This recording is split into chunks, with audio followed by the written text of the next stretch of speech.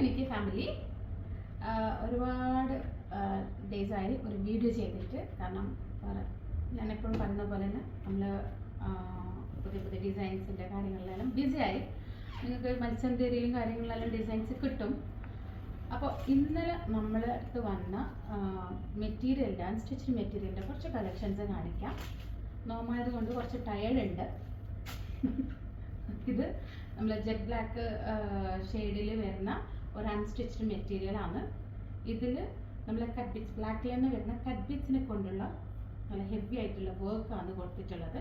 നെക്കിലും അടുത്ത് വന്ന് കാണിച്ചത് നെക്കിൽ ഡാമനിൽ ഈ ഒരു പാറ്റേണിലാണ് കൊടുത്തിട്ടുള്ളത്. സ്കാലപ്പല്ലായിട്ടുള്ള നല്ലൊരു പാറ്റേണിൽ. ഇത് പ്യുവർ വിസ്കസ് ഓർഗൻസയാണ് ഫാബ്രിക് വരുന്നത്.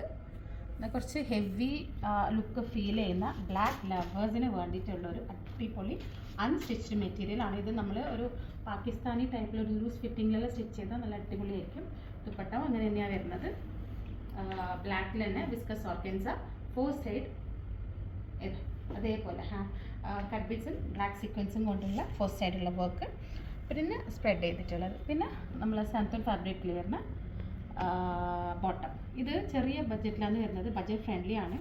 ഇത് ശരിക്കും ഇത്ര തന്നെയാണ് പൈസ അല്ലേ? നല്ല ഹെവി ഉണ്ടല്ലോ. സിംഗിൾ പീസേ അവൈലബിൾ ഉള്ളൂ. ഇത് വേണമെങ്കിൽ പെട്ടെന്ന് സ്റ്റോറിൽ വിസിറ്റ് ചെയ്തു. അല്ലെങ്കിൽ DIY order. Okay, thank you.